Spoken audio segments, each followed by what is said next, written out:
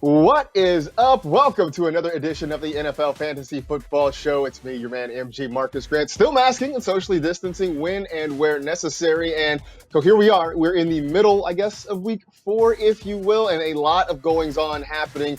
Definitely some big news. We will get to that in just a little bit, but plenty to talk about. We'll have Adam rank with his weekly starts and sits. We'll also look at some of the guys that you might have snagged off the waiver wire, figuring out whether or not you should start them this week. Plus, we'll talk about maybe some guys that you might want to think about putting on the trading block or not. We'll kind of get through a list of names and figure out whether or not now is the time to start moving some of these folks. But in the meantime, before we dive into any of that, let's talk to our faithful producer, Senior Edward L. Murphy, Esquire, as we always do. Murph, how are you feeling on this Wednesday? I know some big news here. We'll get to it. Kind of going to shake some things up, I would think, in fantasy leagues. Yeah, most definitely. I'm feeling generally good. I've had some good luck on the waiver wire. McKinnon was a big one for me. The one thing I've been happy about is, and these guys we talked about in the show quite a bit, is like someone like a Darrell Henderson or a Brandon Ayuk.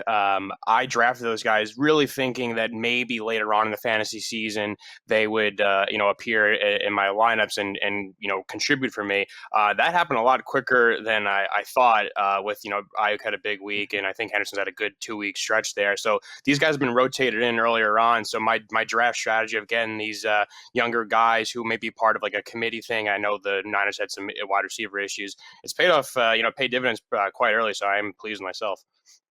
Yeah, I think it's just sort of a reminder to everyone that those middle to late round picks in drafts aren't always throwaways. I mean, there are opportunities to go out and find guys who can be productive. And certainly in your case, getting Henderson and Ayuk is that kid. It's funny, too. I was doing a radio hit with a station in San Francisco, and they were asking about wide receiver waiver wire pickups. And I suggested Brandon Ayuk, not thinking that in San Francisco there's going to be a lot of very Niner-friendly fantasy leagues. And the hosts were like, oh, yeah, no, Brandon Ayuk's been gone for a long time in all of our leagues here. Yeah, exactly. Yeah, I had a deeper league as well, and it's just one of those things where I took those guys and I just had patience. I thought their time would come, probably closer to like week 10, but it's it's happening in week 4, so no complaints from me. Absolutely. So always something to keep an eye on when you're making your drafts. Just think ahead, just how things may go when you get toward the middle part of the season. All right, it is Wednesday, so that means we get to talk to our pal Adam Rank and bring him in. And again, rocking the specs on a Wednesday, which I always certainly appreciate. How are we feeling about a quarter of the way through the regular season? How are we feeling right now? Yeah, the thought struck me last night where I'm like, oh, after this week's games, we'll be a quarter of the way through. And so I'm a little encouraged. I'm like, all right, cool. I think we might be able to do this. And also, by the way, I promised my doctor that I wear my contacts way too much. And, we're on the screens so much. So I'm like, you know what? I can't until noon, I won't put on my contacts. So you always catch me in the morning. So this is why I'm bespectacled. Eye health, kids. It is important. Please take care of your eyes because they will take care of you later on. All right, let's dive into some of the fantasy news and the big one that broke on Tuesday morning. Several members of the Tennessee Titans, 3 players, 5 staff members tested positive for COVID-19. So both the Titans and the Vikings, whom they played last Sunday, are banned from in-person activities until at least Saturday. And then news hit on Wednesday morning that the game between the Titans and the Steelers, which was scheduled for Sunday, has been postponed to either Monday or Tuesday. We will certainly know more about that as the week goes on. So, I mean, Rank, this is really uncharted territory. I know there have been postponements before for whether it's weather issues, we've seen for fires, for floods, that sorts of thing. But if you have a Titan or if you have a Steeler, how are you handling this right now? Well, I believe that you hit the nail right on the head. We've seen it, living in Southern California, we go through a pretty severe wildfire seasons. And there was a time when I had season tickets for the Chargers and there was a Monday night game there was a Sunday game that got moved to Monday in Arizona. I believe they played the Dolphins in that one. Mm-hmm. And it might have even been Junior Seau's return or something crazy like that. So anybody who lives, in the South who's had to deal with hurricanes, we've kind of been through this before. So the one thing I try to do is to think of the human element first and be like, I hope everybody's safe. I hope everybody's being taken care of. And I think fantasy wise, this stuff will work itself out. And so, I mean, I always feel weird talking about it because I'm like, Mm-hmm. well, what do I do with Derrick Henry? You're like, listen, we want to make sure everybody's safe. I want to stress that as much as possible. But I moved Derrick Henry to a flex spot because, I don't know. I don't feel good about it. And I don't even want to make jokes or anything about it, but it's just kind of the reality of the situation.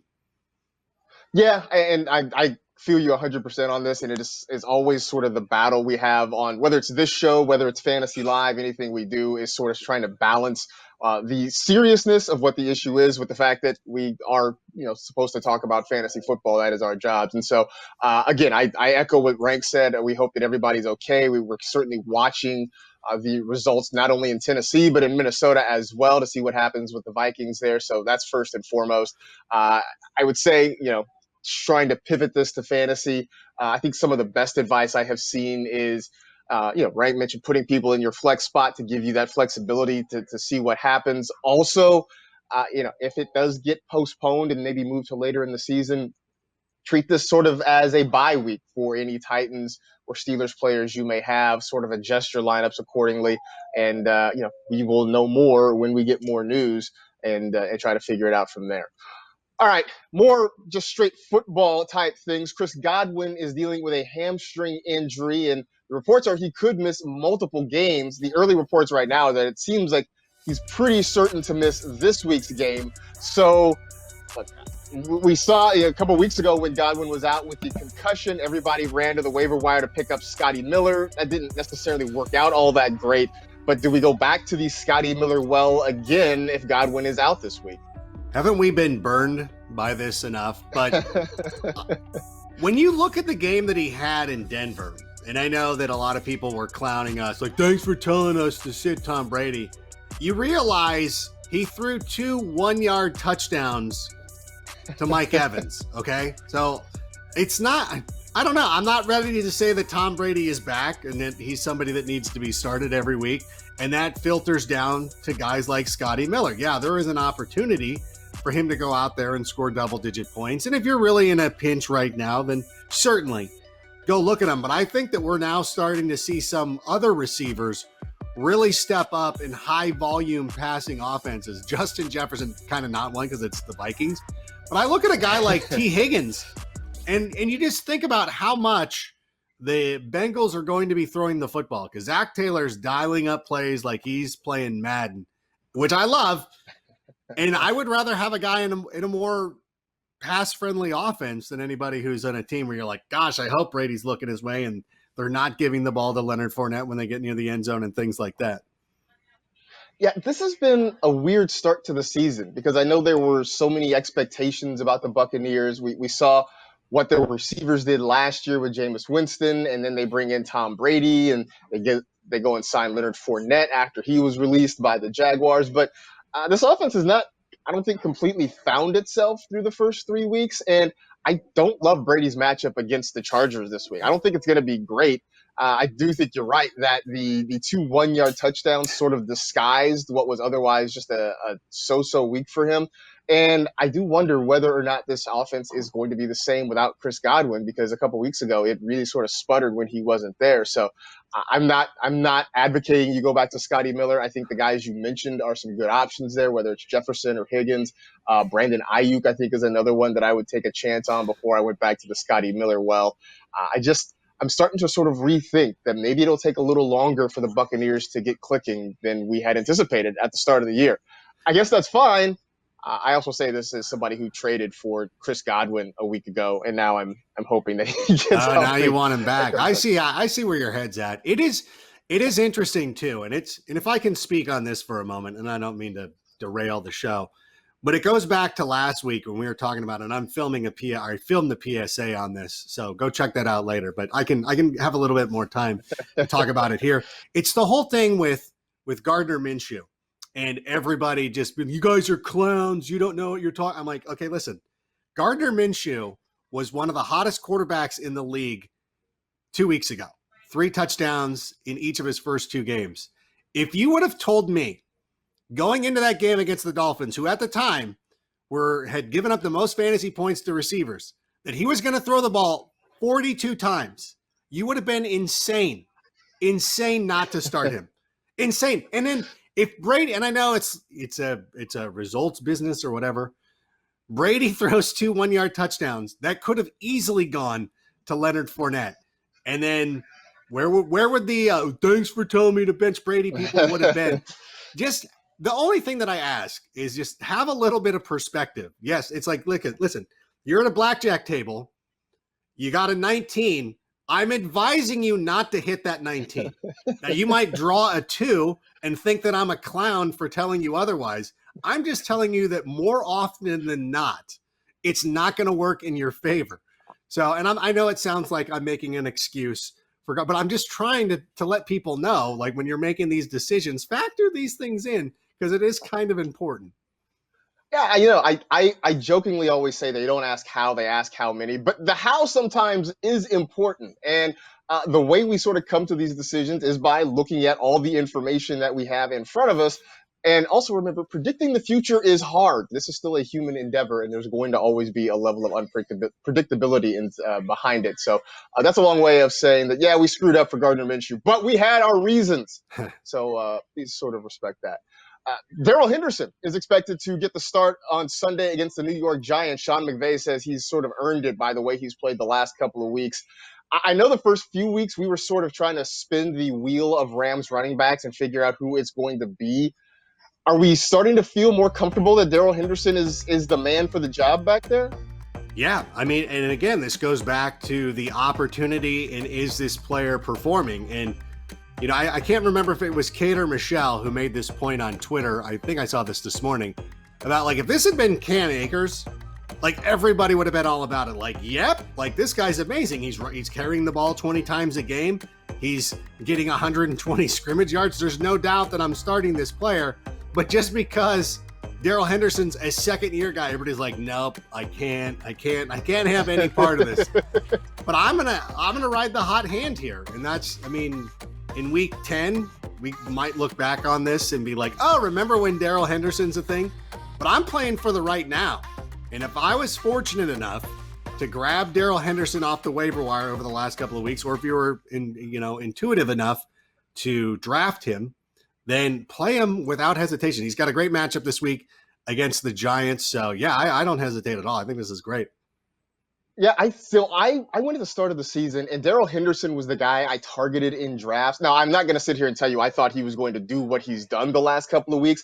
I thought it was going to still be something of a committee situation. Obviously, you can't anticipate injuries.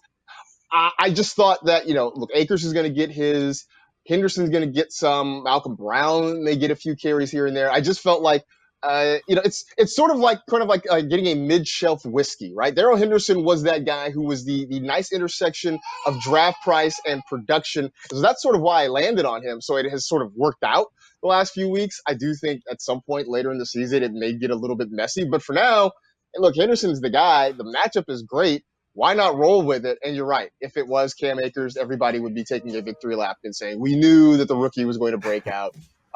Who knows? I mean, maybe by like November, we'll be taking that victory lap anyway. Right. Yeah, of course. Yeah, of course. Dallas Goedert is expected to miss, quote, at least a couple of weeks as he is dealing with an injury. I mean, first off, the Eagles just can't seem to keep anyone healthy. The wide receivers are struggling. Now Dallas Goedert is going to be out for a couple of weeks. I know Greg Ward stepped in and played well, and he's certainly, I think, a deeper waiver wire pull for a lot of people this week. But, I mean, at what point, with all these injuries and with Carson Wentz struggling, do we just decide to start streaming defenses against the Eagles? Ooh, that's not bad. Although I will caution at the end of last year, because as you say, this is an annual tradition for the Philadelphia Eagles to battle through these injuries, Carson Wentz really started to pick it up. And Carson Wentz was playing really well down the stretch, finding guys like Greg Ward and people that you might not have heard of. So I'm not completely ready to get rid of the Eagles. And I understand what you're thinking, that streaming these defenses, yeah, because the injury on the offensive line to start the year has not really been solved. So perhaps this is a sneaky option moving forward. I just also, but they're down the list for me. I mean, obviously the key one is everybody knows you're going to start against the Jets. The thing that you need to start doing is looking weeks ahead for the Jets' opponents.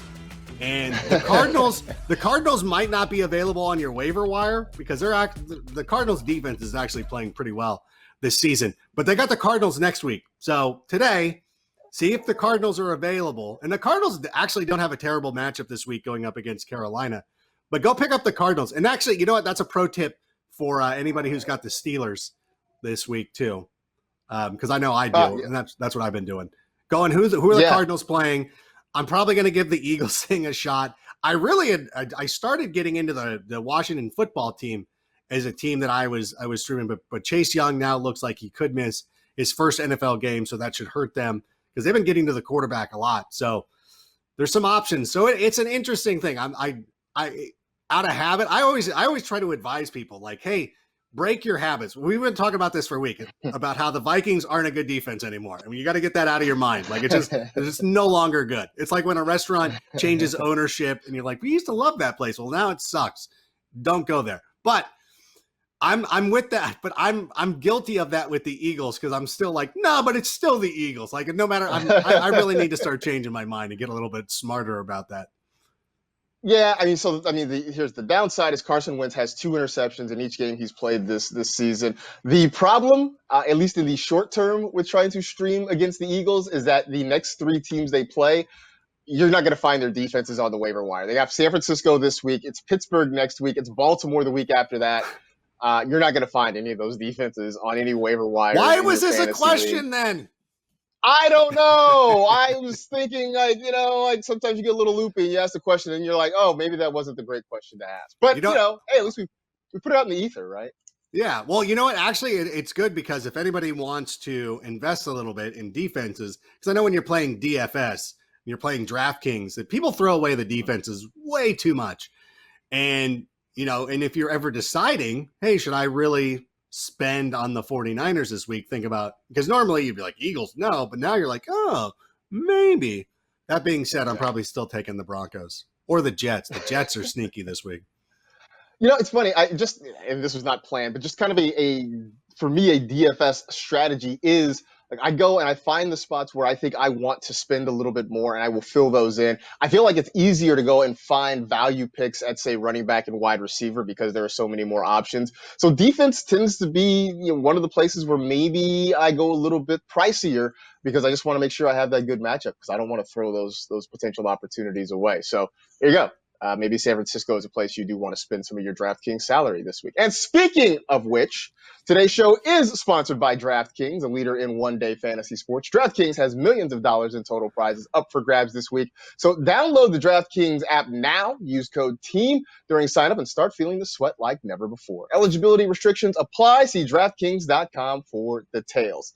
All right, we'll hit the break, come back, and we will talk about the trading block. If there are some guys on your fantasy roster that maybe you should start dangling out in front of some other league managers, or maybe if you should just hold on to them and wait for them to come around. We'll be back for that on the NFL Fantasy Football Show.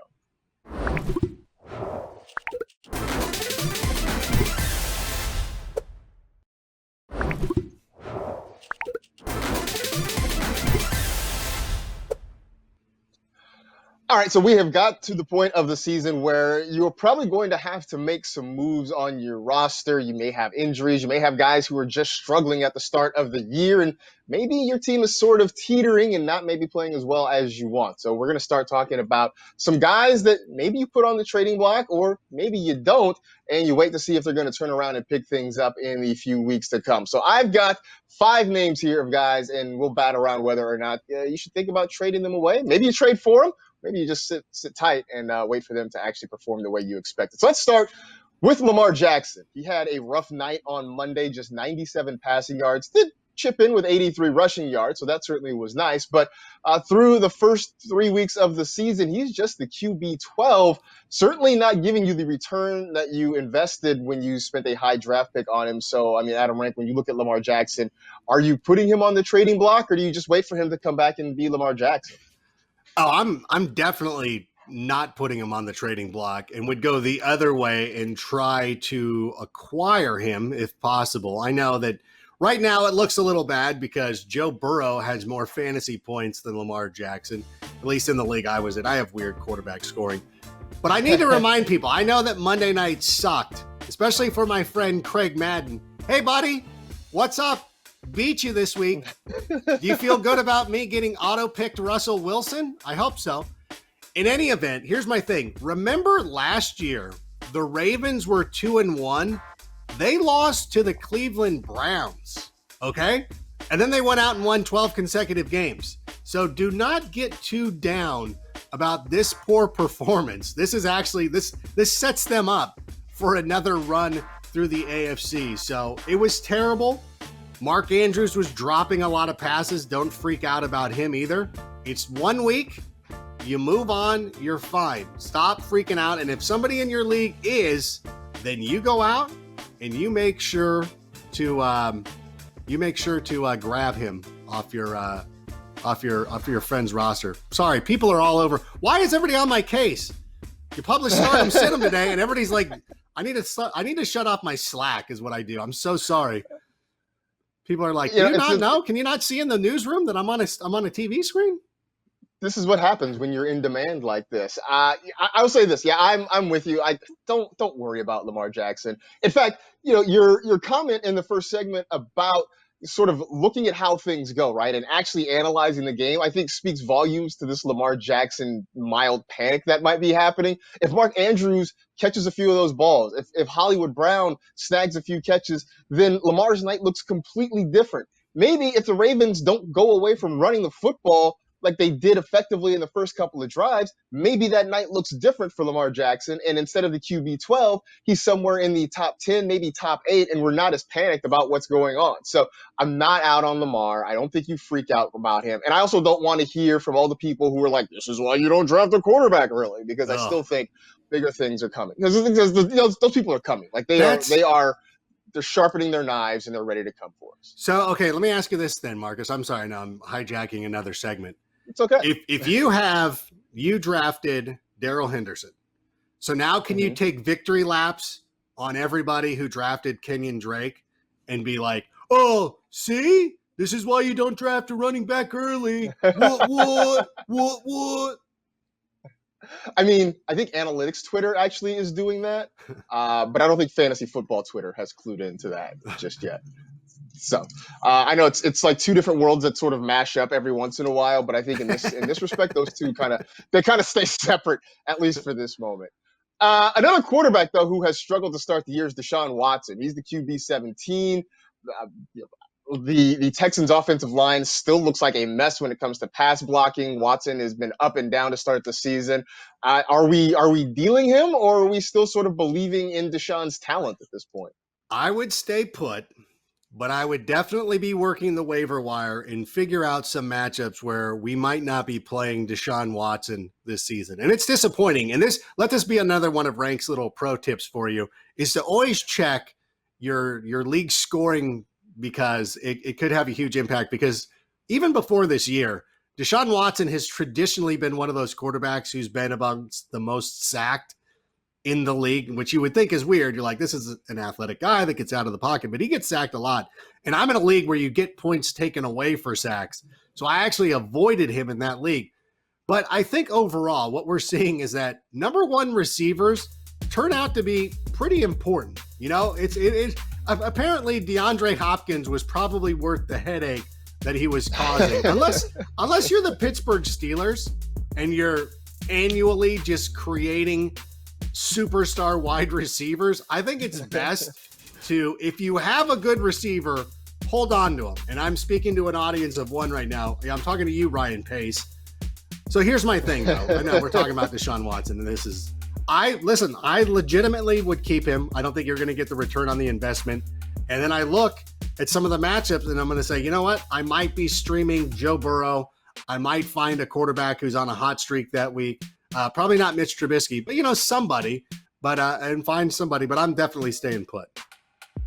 Yeah, I'm staying put partially because, one, the thing I think I've always found is that trading quarterbacks, first of all, is hard. Yeah. Because there's just so many of them that it's like, somebody will offer me a quarterback in a deal, and I'm like, why? I can go to the waiver wire, and they're like 5 guys that I think I can pick up and get me through the next couple of weeks. So that's part of it. The other part of it is I think at some point, we'll find some consistency in that passing game. I mean, at first it was Will Fuller, then it was Brandon Cooks, then there was some combination of Will Fuller and Brandon Cooks. So I think at some point Deshaun will start to find a little bit of a rhythm and start to get a little bit better. But I do think the point is fair that maybe our expectations of him being a top 5 quarterback, maybe we were a little bit too high on him, and maybe we didn't realize how much of an impact losing DeAndre Hopkins would be to this offense. So maybe we sort of start to redo some things. And Bill O'Brien, please get him some protection. Get him an offensive line that can help. I mean, look at what happened with Andrew Luck, right? They went years without giving him an offensive line to protect him. He was beaten and battered for years, ends up retiring early. We certainly don't want that for Deshaun Watson. So maybe, I don't know, maybe help out your franchise quarterback. That's all I'm saying. And if I may, it's one of those things. I know everybody just acts like we were dragging Bill O'Brien for getting David Johnson, no matter how you feel about him or anything like that. But I think the biggest issue I had is it's okay, fine. You're going to trade your number 1 wide receiver. It hasn't really hurt the Giants because they're still terrible. They're going to be terrible, so it doesn't matter. The thing is that these receivers were getting first-round picks in return. Like, you have an immediate need on the offensive line. Get the first-round pick more than anything from anybody, because you could have gone out and taken Todd Gurley, Leonard Fournette, Devonta Freeman just signed. Any of those options would be the same as David Johnson. And so to me, that's the most disappointing thing, is like, if they would have gotten a stud offensive lineman, and I think for the Giants, it'll eventually start showing out where, they got Kevin Zeitler and they started drafting offensive linemen. The Texans aren't even doing that. And that's the thing that's the most frustrating. And it actually hurts Deshaun Watson moving forward. And if I'm the Bears, I call up and I'm like, dude, we'll give you Mitch and a second right now for Deshaun for next year, because we got Nick Foles. That honestly might be enough, considering the deals that Bill O'Brien has accepted. That might, throw in like a ho-ho and a 10-speed, and I think you might have a deal to get Deshaun Watson. You mentioned Kenyon Drake a little bit earlier as a guy that, hey, you drafted him in the first round or early second round, and it's not quite working out. I mean, he's the RB28 right now, and he's been tweeting at people about, hey, believe in me. If you don't like my production, drop me and let me bless someone else's roster. Then he went out and he wasn't great against the Lions. This week he's got the Panthers. Is this like, do you wait and try to maybe sell high on him, or do you think that this is maybe the start of good things potentially coming for Kenyon Drake? Well, I'm definitely staying put on Kenyon Drake. I will put that out there. I should learn how to read a rundown, because I thought Kenyon Drake was the next player, and I thought I was teeing you up beautifully with that whole thing. Like, see, I got.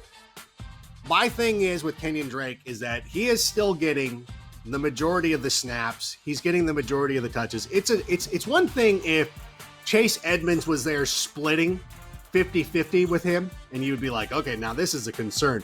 I just think that it hasn't been a proper execution so far, and that's fine. The matchup against the Lions we thought was going to be a good one. Didn't quite work out that way. That's fine again. Now they're going up against the Carolina Panthers, who have allowed a top 3 running back in every game this season. I'm not panicking until this game, and hopefully this is when he breaks out and he goes through. And even if he does, I know there's going to be some motivation to kind of sell high. I just, when a player finally breaks out, I'm just happy that he's finally breaking out, and I'm like, let's go. Let's start winning a bunch of games. So I'm looking forward to a great week from Kenyon Drake. I'm staying put, and I will not move him. There are some players on which, I will admit I get a little bit bullheaded, because I was very much on that bandwagon, and Kenyon Drake is one of them. I had high hopes for Kenyon Drake, so the stubborn side of me is saying, I'm going to hold on to this thing. I will admit, if it doesn't happen this week against Carolina, I'm going to start to get a little bit worried. The other downside of that is, if it doesn't happen this week against Carolina, it becomes that much harder to trade him. So, I think in some ways or another, I think I'm forcing myself to stay put. But I understand. Look, I get it. If you have Kenyon Drake and you've been frustrated and he balls out this week, I can understand putting him on the trade block, trying to see what you can get for him. The schedule the rest of the way is sort of mixed. There are some decent matchups. There are some bad matchups. So I can understand the sort of panic there. And I do appreciate you trying to tee me up, but I know we have a control room full of people that are following the rundown. So I don't want to get yelled at in my ear or on Slack. I don't want to get yelled at on Slacker in my ear because I went out of order and maybe threw some things off there. But I do appreciate the effort. I do.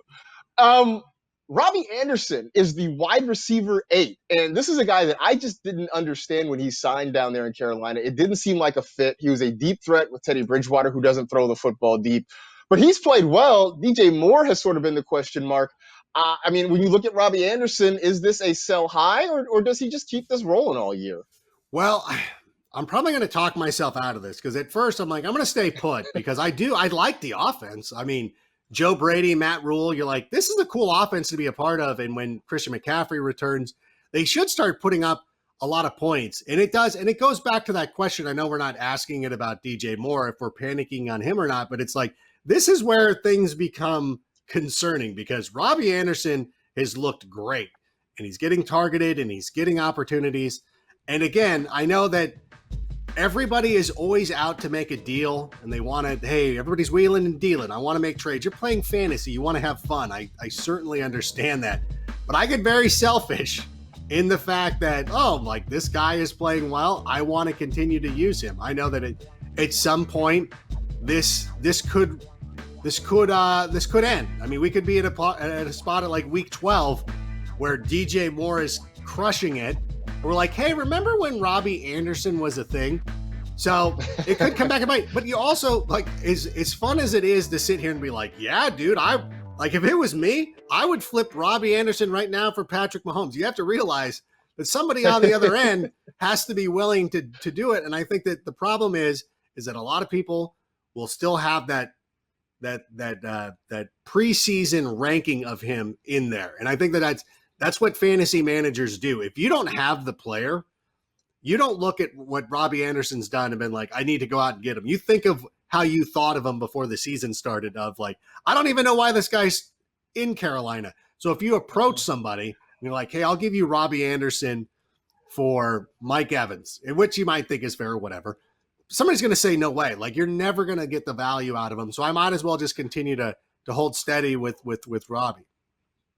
I think that's a fair point because I think that is also the thing. It's the thing that I have to try to sort of impress upon people. We get people asking advice about trades all the time, sending us offers saying, should I take this, should I not, or should I offer this player, and what should I get in return? And part of what I have to remind people is that, look, it also depends on how the other person values the player. That's why trades are sort of tricky. That being said, I would still try to maybe move Robbie Anderson. And I'm saying this thinking that there's a very good chance he keeps this up all season long, right? Like there's a very good chance that Robbie Anderson finishes as a top 20 wide receiver. I still think that maybe you sort of point out, maybe you copy and paste his stat line when you put the trade offer out there so that the person sees it and they think, oh, hey, maybe this guy's playing really a lot better than I thought. And look, I'm willing to sort of take the risk that he continues this, but I'll just throw it out there, see what I can get back in return. Maybe I can strengthen my running back spot. Maybe I can find a couple of wide receivers that I can platoon or flex on a regular basis and, keep my fingers crossed that maybe this Robbie Anderson explosion doesn't continue. But, then again, I also remind myself that he is one of the newest Adam Gase expats, and those guys, I think, are always destined to succeed. So maybe I've talked myself out of trading Robbie Anderson in just that one sentence.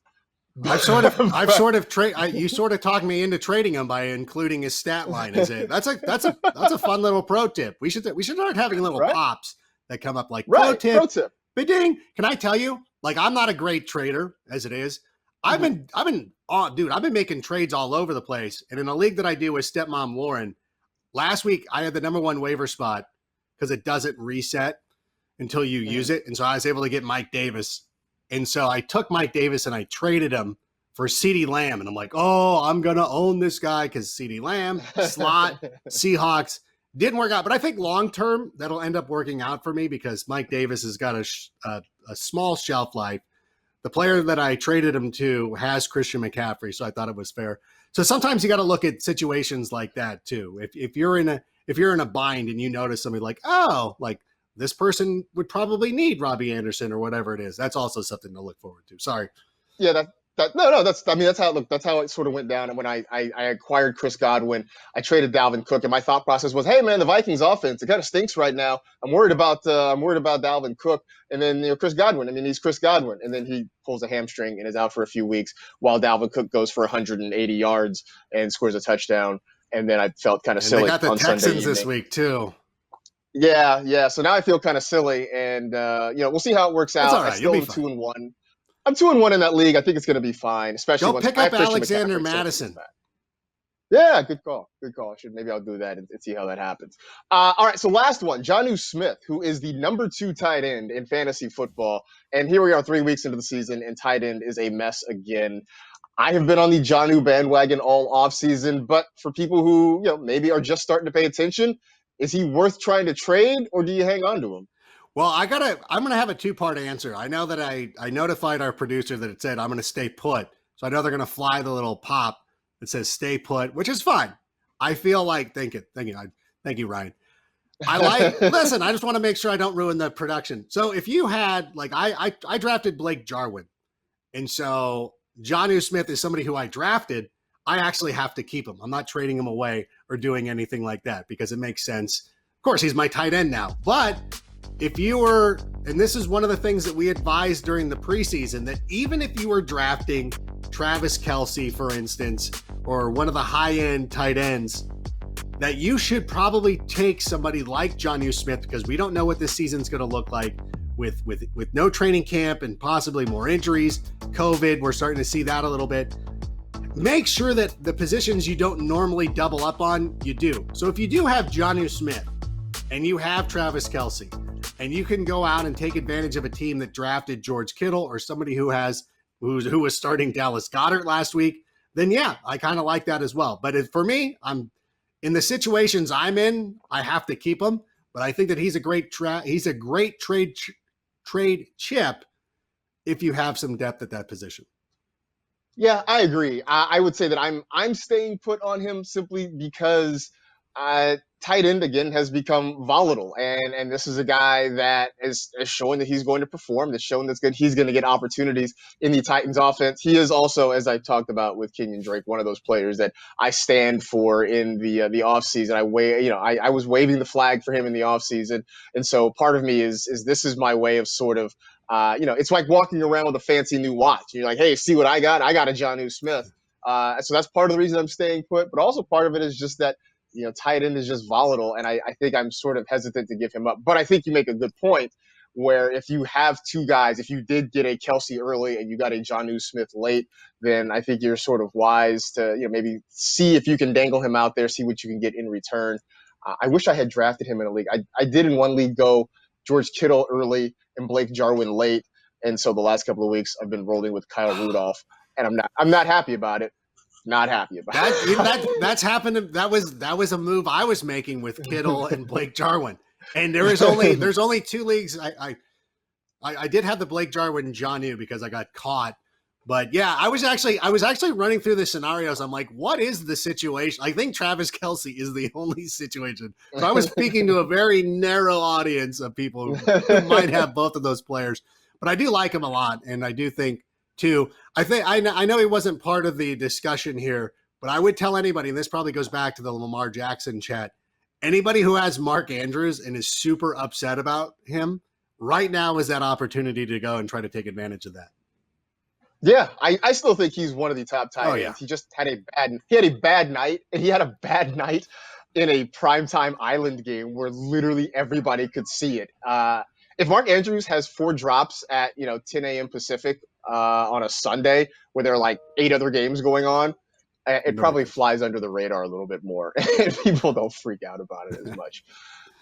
Such are the problems of playing Monday Night Football games. All right, inspired by ongoing conversations with players, the NFL Players Association, and Players Coalition together launched NFL Votes to empower and improve our communities through exercising the right to vote. Join the NFL family by registering to vote today and make your voice heard this November. Visit NFL.com/votes to learn more. We'll be right back on the NFL Fantasy Football Show.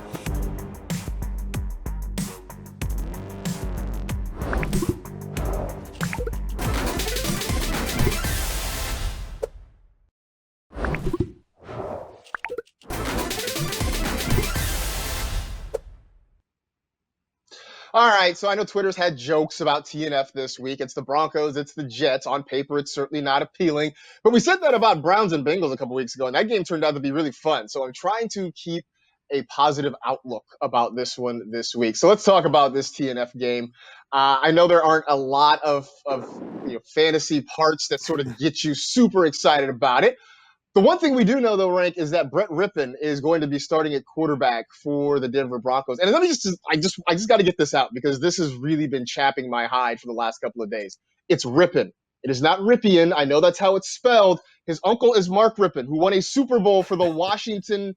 They weren't the FT then, but he won a Super Bowl for Washington in the early '90s. Like I just, it has bugged me. It makes my ears burn when I hear people say Brett Ripien. It's Rippon. Let's just get that out of the way right now. Anyway, Brett Rippon is starting for the Denver Broncos. Does this change the way you feel about any of his pass catchers this week?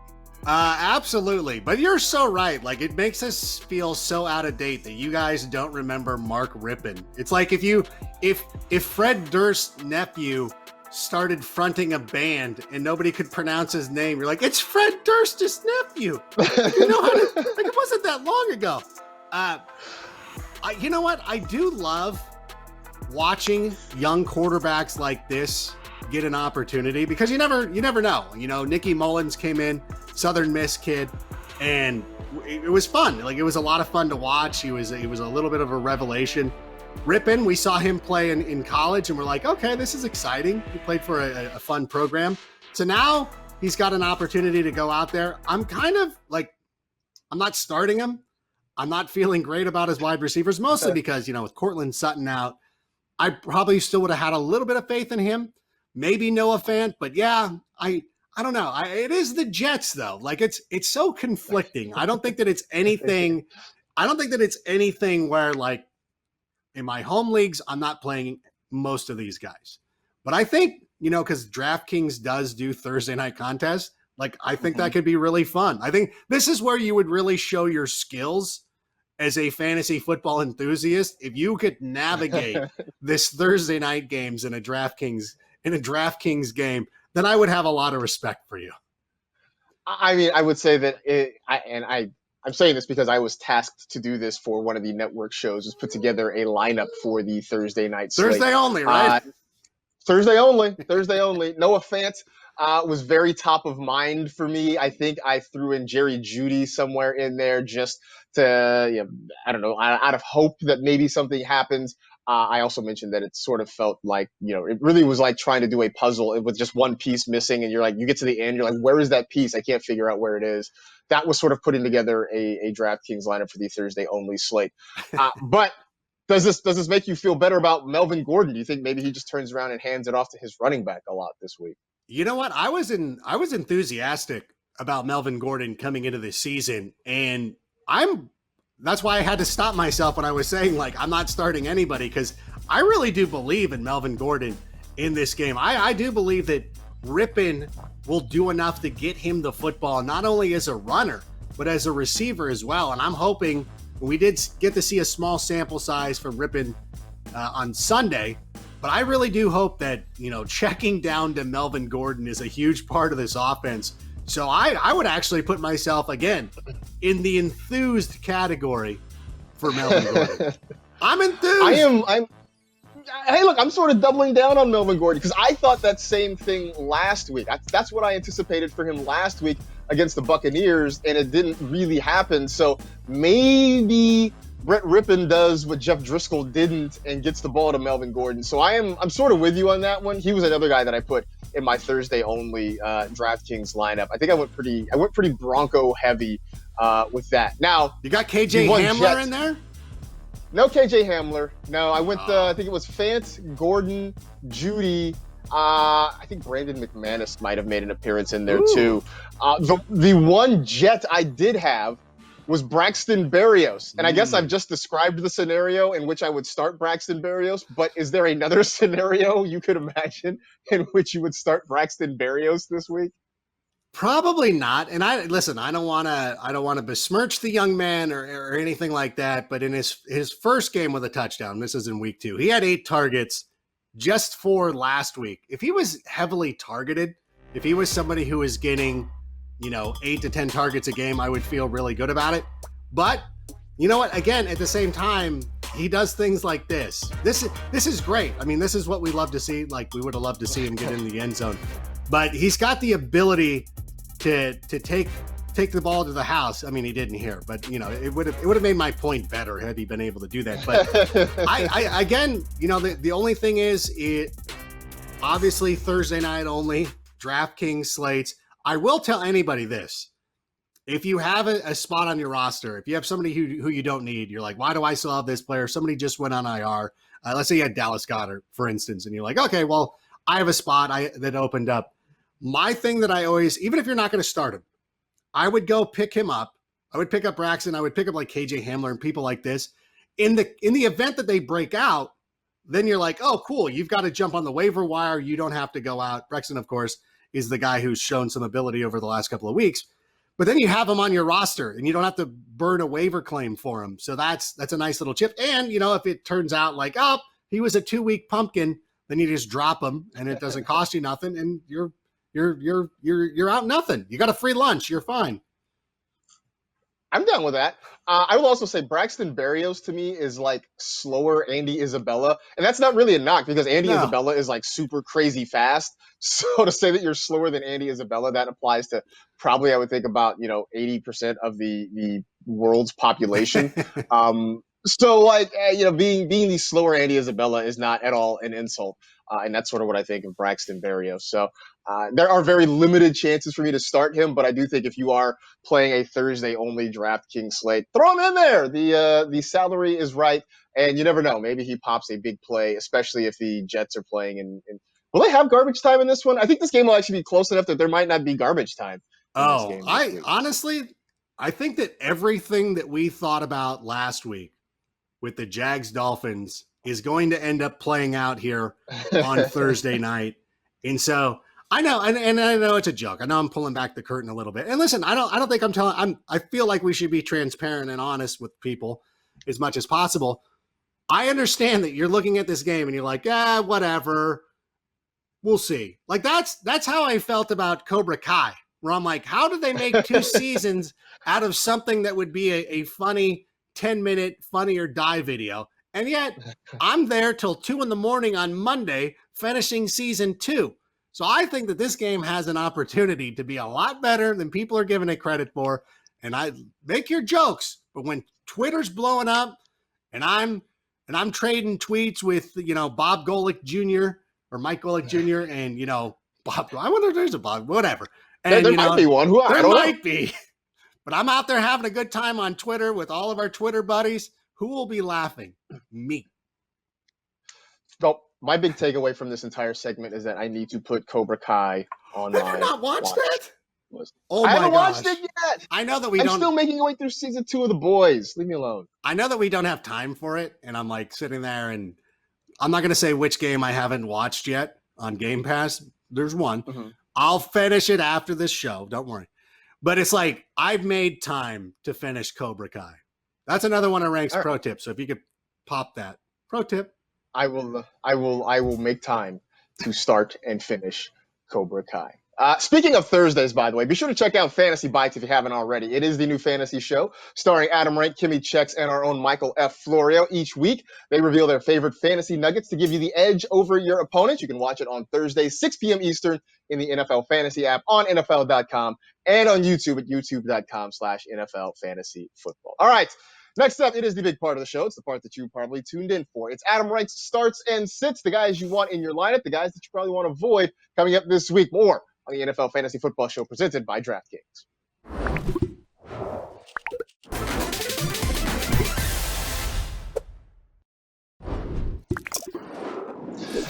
It's time for Secure Starts presented by Visa. For peace of mind online, Visa's got you covered. All right, week 4 starts and sits. Adam Rank, let's just dive right into it. The quarterbacks, we talked about Deshaun Watson earlier in the show. You are still keeping the faith in Deshaun this week. Yeah, I'm going to go with Deshaun Watson, number one, because the Vikings the Vikings defense is a nice Merlot. They're Vino. Vikings in name only, right? That's good. That's clever. Like, give me that one. I like that. No, I do. I dig that. The one thing that I will say is that Deshaun Watson has topped 250 passing yards in every game this season. It's just going to take a couple of plays like this to Will Fuller to really get him going. I do believe that the way to get this offense going again, Deshaun Watson at some point has to pick it up and put the team on his shoulders and move forward that way. So I'm starting Deshaun this week. I'm also going to start Ryan Fitzpatrick. And again, you talk about another defense that is there in name only. It's the Seahawks. The Legion of Boom has been replaced. Lex Luthor's gone, and they've brought in his cousin Mark. It's a completely different thing going on there. And so Ryan Fitzpatrick is now in that part of the season where he's keeping the young guy that we really want to see on the field on the sidelines. And believe me, the 6 interception game is looming. And going up against a downtrodden Seahawks defense seems like the proper time to do it, because it feels like anytime we really buy in to Ryan Fitzpatrick, it ends up not working out for us. But I think that you should feel safe starting him this week against the Seahawks. The Seahawks coming off 2 impressive wins. I know they're 3-0, but the 2 impressive wins, flying across the country, playing in Miami. I think the Seahawks actually have a chance of being upset in this game. So I'm going to go with Ryan Fitzpatrick. Mark Luthor, man. What a loser, that guy. Running backs. By the way, you should use that Vino line. You should actually throw that out there on Twitter and get that going. So I thought that was pretty good, I have to say. Thank you. Running backs. You got Jonathan Taylor has stepped up and played well. I mean, why not keep riding that one, huh? No, absolutely. And this is on paper, it looks like a tough matchup against the Chicago Bears. But you have to realize the Bears have been really good against quarterbacks this season. And they've shut down Matt Stafford. Matt Ryan did not have a good game in week 3. And it's really been the running that has been able to take advantage of the Bears this season. Eddie Goldman, of course, has not played this year and really showed like what an underrated gem he is. So I really expect the Colts to go out there and attack them on the ground. And Austin Eckler is somebody that I feel like we can feel pretty good about again, as long as Justin Herbert is the starting quarterback. I know Coach Anthony Lynn was talking about like, hey, I'm not committed to him. I think Eckler needs to be there being like, bro, commit to him, buy him a ring, get engaged, do whatever it is, because Austin Eckler's looked like a completely different player. And again, I don't mean to besmirch Tyrod. We're Tyrod fans. The stronghold has always been pro Tyrod, but we can't argue with the results and how good this team has looked offensively when Herbert is. It actually goes to Tony Lynn's point of like they won in week 1 with Tyrod. And then Justin Herbert comes in and looks great, and they've lost both of those games. So maybe we shouldn't be too mad at the coach, but we don't care about the Chargers. We care about our fantasy Right. team. That's the thing. We don't care about the wins and losses. We just want you to get the ball to our guys. And Justin Herbert's done a good job of getting it to Eckler and Keenan Allen and all those guys. So for our own selfish purposes, we want the rookie in there. That's all there is to it. At wide receiver, you're back in on OBJ this week, huh? Listen, I've never been out on OBJ. Odell Beckham Jr. is one of my favorite players in the NFL. He's a great teammate. He works hard. He's a great player. The problem is this offense. And it's just one of those situations where, he's in a run-first offense. If you gave Austin Dillon a Prius and told him to win Daytona, that's kind of an impossible situation, although Austin Dillon's great. He could probably do it. So it's tough. So Odell, as great as he is now in that category of looking at matchups. And we love this matchup this week against the Dallas Cowboys, who've given up a lot of production to receivers. Now, I know if you look at the season totals, a lot of that is conflated because of what Tyler Lockett and what DK Metcalf were able to do last week. But that's the point. Like, good receivers can get over on that team. And we're also going back with Tyler Boyd. And this is an interesting situation. Everybody got kind of clued in to what T. Higgins is all about. But Tyler Boyd is the steadying force in this passing offense. He had 10 receptions last week, 125 yards. If he gets into the end zone, that turns into a monster game. So we love the production out of him. I really love him. And I think that if you're looking for one Cincinnati Bengals receiver to start, it's got to be Tyler Boyd. I feel like he's going to be the most consistent. I mean, he's the guy that I think we all thought was going to be the wide receiver one in Cincinnati. And, it maybe took a couple weeks to sort of pick things up, but he looks like he has taken over that mantle like we anticipated he would. Tight end, I'm not even going to say that you're being a homer with Jimmy Graham because I really do think that we just have to start playing Jimmy Graham now. Yeah, and honestly, if you look at the matchup, no team has allowed fewer points to tight ends this season than the Indianapolis Colts. So if you're trying to be that person of like, I'm just looking at the FPA and I will roll that way, I'm going to look at it a different way. When Nick Foles came into the game, he started targeting Jimmy Graham. And the whole point of this offense, the reason why the Bears put so much emphasis on having 12 tight ends, on bringing in Jimmy Graham, it's an important part of this offense. They need their Travis Kelce. Remember, that's where Matt Nagy came from, that Andy Reid system. So they need their Travis Kelce. And so far, Jimmy Graham has lived up to it. The only difference being now is that they have a quarterback who gives you the safest floor. I don't want to sit here and besmirch Mitch or anything like that, but the one thing about Nick Foles is that he gives you such a safe floor, and I think that helps out and makes Jimmy Graham a great play this week. And you know what? What about TJ Hawkinson? I know I still kind of deflect any notion that this is the Gronk of Matt Patricia's offense, but it's an obvious, like, people are always going to say that. It's unavoidable. But he has looked pretty good this season. He's a top 10 tight end. He's being consistent. He's being productive. And again, he's getting 6 targets per game, as you see right there. So I'm getting him into my lineup. I think that for the difficulties that we've had at tight end so far this season, that he's a pretty secure start. At some point we should stop comparing people to like all-time greats. We should pick like some like Hall of Very Good guys. So maybe he's like, hey, he's like the Brent Jones of the Detroit Lions offense or something like that. He's the next Jay Novacek. Like, I don't know. I'm sort of spitballing here. No, that's good. Jay Novacek was underrated, by the way. He really was. You had all those other guys there around him trying to took the shine, but Jay Novacek had a good long career with the Dallas Cowboys, no doubt. That was Secure Starts, presented by Visa. So we've done the starts. Now we have to, by right, do the sits. So let's go back to the quarterback position. I'm starting to think Phillip Rivers in general he just might be washed. It might be official for him. But they're winning games. I think that it's just the way that this offense is going to be constructed and the way they're going to want to attack people. Their defense has been really good this season. Phillip Rivers has not been in a position where he's had to throw the football. He hasn't gone out there and had to heave those YOLO balls or anything like that. So I really appreciate what he's done as a quarterback. But fantasy-wise, it's never going to happen. And this has kind of been a trademark of his career, is that anytime it seemed like he was on the precipice of a huge game, he would flounder and it would just be awful. Maybe this is the game, because the Bears have not allowed a touchdown to a wide receiver this season, that maybe this is where Phillip Rivers goes 4-11, 3 touchdowns, and it just goes crazy. I mean, that would be fitting, right? When we all just sort of, give up and fold our hand, that Phillip Rivers steps up and does his thing. Running back, you got a couple of guys, I don't call them old guys, but I mean, Todd Gurley has been sort of mediocre, and then Leonard Fournette, we just can't figure him out in Tampa Bay. Well, yeah, and if we start with Todd Gurley, he's really starting to lose some work. Brian Hill is coming in and getting some carries too, and we've never really seen Todd Gurley be a huge factor as a receiver out of the backfield. That is one of the things that made him so great with the LA Rams, was that he was so good as a receiver out of the backfield.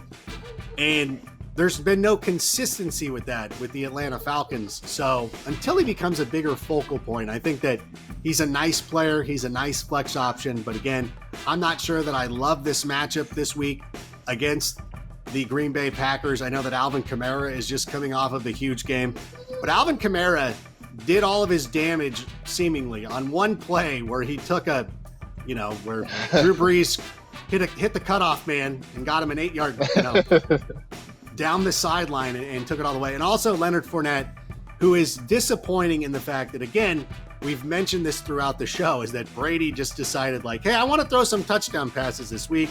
I'm going to throw a couple of 1-yard 1-yard digs to Mike Evans. And the thing is, you can't like Frank Summers or probably I think LeGarrette Blount is probably a more accurate description. Or I can't even remember the kid that had 4 touchdowns that one night in Indianapolis. Jonas Gray. Oh my gosh, yes.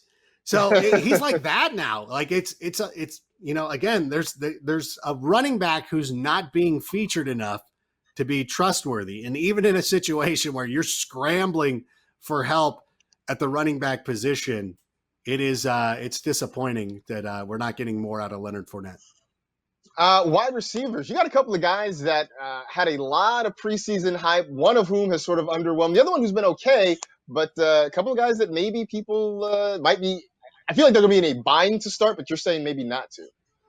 Yeah, I mean, the problem with DJ Moore is that they never went to him until later on, and it was a couple of pop plays where you're like, oh my God, this is what happens when you throw the ball to DJ Moore. And for me, I'm hoping that that's kind of a clue to Joe Brady of like, hey, like maybe you should throw it to DJ Moore just a little bit. But he's been awfully disappointing, and I really do believe that you probably have some depth on your team, especially if you're in a 2-receiver league. 3-receiver league, it's going to be a little bit more difficult to sit DJ Moore. But if you're in a 2-receiver league and you've got a good flex running back, like let's say you picked up James Robinson or drafted James Robinson, who's now your flex guy, it's going to be tough for me to get DJ Moore into my lineup this week. So that's a little bit scary, and it's disappointing because I did put a 3rd-round grade on him. And then we also have Terry McLaurin. And this is a tough one too because I love Terry McLaurin, and I think that he's a nice player. The problem is Ron Rivera has come out and already intimated that Dwayne Haskins is not going to be given a lot of opportunity to prove that he should be the quarterback of the football team. And now they've also got a tough matchup against the Baltimore Ravens, who were exposed a little bit on Monday night. And I really do believe this is going to be a bounce back game, especially for them on defense. And if Marcus Peters is back there, it's going to be a difficult time for Terry McLaurin. Yeah, I mean, I think I agree with all of that. I think, but you make the point that, look, you may be in a situation where you sort of have to start those guys depending on how your roster shakes out. But maybe in DFS, you're sort of avoiding those plays this week. Finally, tight ends. Greg Olsen was starting to sort of do some things, especially with Russ cooking, but maybe not this week, huh? Well, I don't particularly care for the matchup. That's number one. And number two, it was fun to see him out there. There were a couple plays in that game against the Cowboys where Greg Olsen was just wide open. Where you're like, oh my gosh, this is like Greg Olsen of all people. He's just wide, like in the middle of the field, nobody around him. I'm going to sit him this week. And then I do have Hayden Hurst as a sit. And this is, I don't know, like this is an iffy one. Like it's so tough to pick like tight end sits. Like, I don't know. Like I don't know if you have Hayden Hurst on your roster, it's not like you have 3 other guys that you can put out there. I will say, though, the thing that was the most difficult last week was seeing him catch. Well, first of all, he's playing the Bears. So he catches a 1-yard touchdown and you're like, oh, man, this guy. Anytime you have a tight end like that, you're like, oh, my God, he's got his touchdown. Like, this is going to be a monster game. You're like, is he going to get 20 points? Could he get 30? This is going to be rad. And that's the only thing he does. And you're like, there's nothing worse than seeing a 7.6. What is it? 7.6? 7.1? What is it? Why can't I think of this? 7.1. It's 7.1. 7.1. Yeah. It's the worst score you can have if you score a touchdown in PPR. 7.1. And you're like, that's it? Like, I can't be upset at him because he caught a touchdown. But then you're like, wait, I'm a fantasy player. I can be upset for the dumbest reasons. So yes, I am upset, Hayden Hurst. So unfortunately, you get on this list. And you know what? I really do believe that I don't want to let a lot of people know this. The Packers defense isn't awful. I'm just saying. Yeah, it's not awful. Whatever. I'm sure it hurts your soul to say that, but it is true that the Packers defense is not awful. And the Hayden Hurst thing frustrated the heck out of me. I saw the touchdown. I'm with you. I thought a huge day was coming. 7.1. That should become like shorthand for just having a bad, like a good bad day or a bad good day. I don't know. Just say he had a 7.1, and everybody knows. This is a 7.1 guy. That's it, 7.1. If you want to check out the rest of Adam Rank's starts and sits, you can do it at NFL.com/start-sit. As for us, we're going to take a quick break, come back. We will wrap up the show with some wiretaps. Stay tuned for more of the NFL Fantasy Football Show.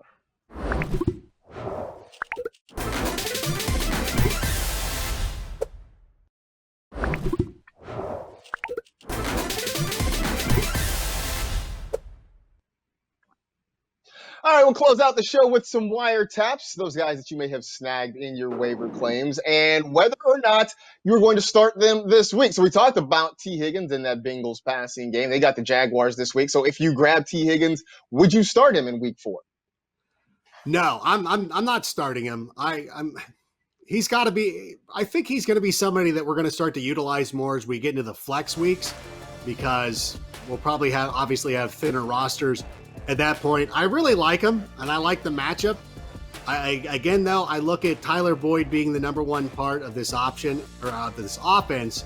AJ Green's in the mix too, although I'm a little cooled on AJ Green, but definitely somebody that I want to have on my roster. I'm just not sure that I'm starting him this week unless there's injury concerns or anything. And as always, make sure you check out our NFL.com fantasy rankings, because somebody might be in a different situation than me. I just know personally, I'm probably not starting him in the leagues where I have him.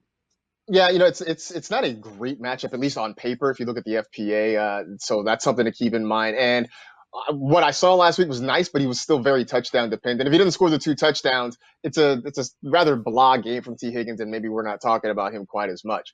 Myles Gaskin is a guy we've been talking about quite a bit. He looks like he's taken over the lead there in Miami. He's got the Seahawks this week. Would you start Myles Gaskin if you have him? Oh, absolutely. I love Myles Gaskin. As you said, we talked about him last week. Didn't quite get him into the lineup against the Jags. I was a little apprehensive, but now I feel like this is a pretty good running back that I think that we can trust. At least he's getting the opportunities. I like that he had 5 receptions. That is so huge. And so against this Seahawks team, which again has struggled slowing down people throwing the football, I think that he's a great start this week, especially too. I'm for anybody who's missing Christian McCaffrey or anybody like that. Well, Saquon Barkley. I'm sorry I forgot about you, Saquon. Like, that's how much I've already moved on. But I think that, yeah, unless you're stacked, I can't imagine. I'll tweet us the roster where you have the conundrum of like, you've got these great running backs that Myles Gaskin can't break your rotation. I want to see it. I'm just interested. Although I got in a league, I've got Derrick Henry and Josh Jacobs. So yeah, look, Myles probably wouldn't start for me. Here's the thing. If you are that deep at running back in one of your leagues, you probably didn't even put in a waiver claim for Myles Gaskin to begin with, because you just don't have the need right now.